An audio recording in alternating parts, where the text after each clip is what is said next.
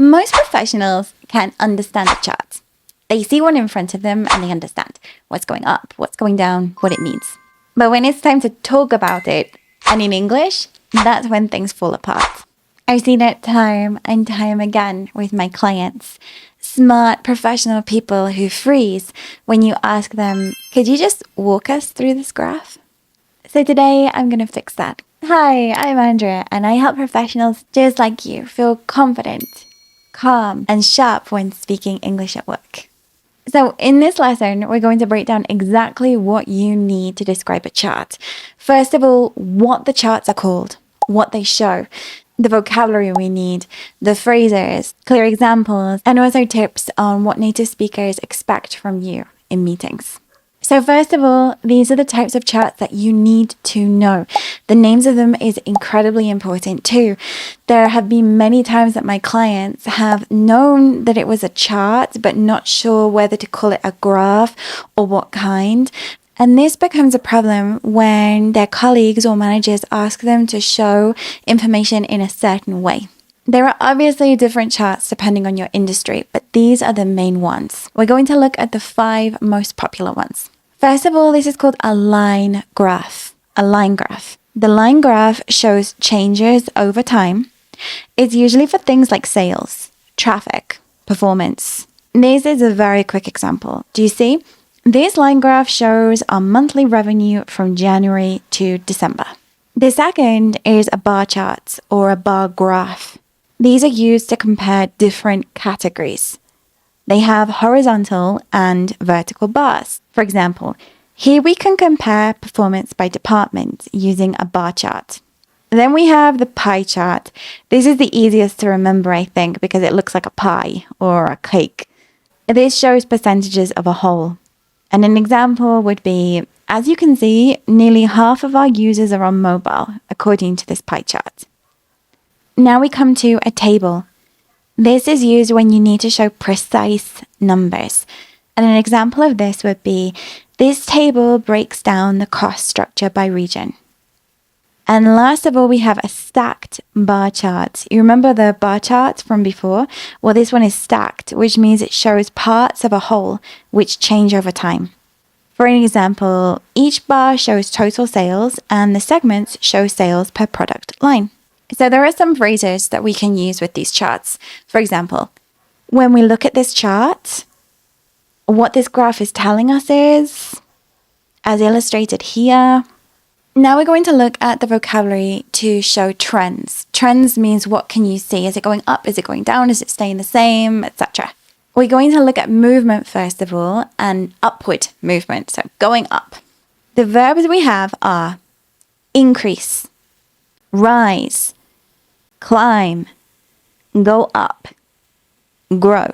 Okay, so basically every time you want to say up, you can use one of these verbs. So instead of saying, as you can see in July, it went up, you can say, as you can see in July, it increased or it rose, because rise is irregular. It climbed, it grew.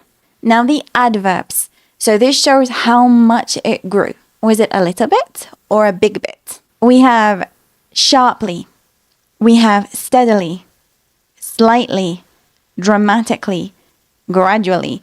Sharply and dramatically are more or less the same. It means that instead of going up very, very gradually, it showed a massive difference. Steadily means that it was nice and slow, but constant. And we have slightly and gradually, which is similar. They mean that it went up a little, that it went up just gradually. So let's look at example phrases now. Sales rose sharply in Q2. There was a steady increase in user engagement. The figures climbed gradually over the year. Now let's look at verbs for downward trends. We have decrease or decrease, drop, fall, decline, and dip. All of these show downward movements. The most dramatic would be a drop or a fall. Also, a dip means that it went down, then it went back up again. Okay? Now, example phrases. Profits fell slightly after the price increase. There was a dramatic drop in traffic in March. Engagement declined steadily. If there's no change, if the stability, we can say, remain stable, hold steady, no significant change. So an example would be, the numbers have remained stable for the last 6 months. So that means that it didn't go up, it didn't go down, just stayed the same. Do remember to use the past tense when you're describing past data. So where we have remained stable, you would say it remained stable, or instead of hold steady, it held steadily. There was no significant change, okay? Now, let's structure your description. Here's a simple structure to describe any graph or chart clearly. First of all, you introduce the chart. You can do that by saying, this chart shows, or let's look at the bar graph illustrating. Then we have to highlight the key trends. For example, we can see a steady increase from April to July. Or there was a sudden dip in December. The key trends means that we don't describe everything. We just describe the most important information. The most important information for you, for your department, for your meeting. So maybe it's incredibly important that it stayed the same, but maybe someone else will be looking at risers or falls. Does that make sense? We also need to add interpretation if needed. So this could be linked to the marketing campaign we launched, or this trend suggests a seasonal effect. So if you need to describe why something's happening, not just what is happening, this is the interpretation we need. Now some expressions that sound very natural. If you look closely, you will see, it's interesting to note that a likely explanation is. The last section is comparisons or contrasts. We often need to compare values. For example, sales in Q1 were higher than in Q2. Unlike last year, this period saw a significant growth. Whereas mobile usage grew, desktop usage fell. So what is the same or what is different for you for the periods that we're looking at? Are we looking year on year? Are we looking at decades? Are we looking at months? Are we looking at days even? What's the same and what's changed? And so this happens very frequently with my clients. One client, for example, recently contacted me because they had to give a presentation for an international audience and they had to speak for 20 minutes about certain information. What we did was to focus on her exact presentation and also to check the graphs that she was using to highlight the important parts. What went up, what went down, why that happened. At the end, she was able to give a wonderfully confident presentation. She was able to answer questions at the end as well.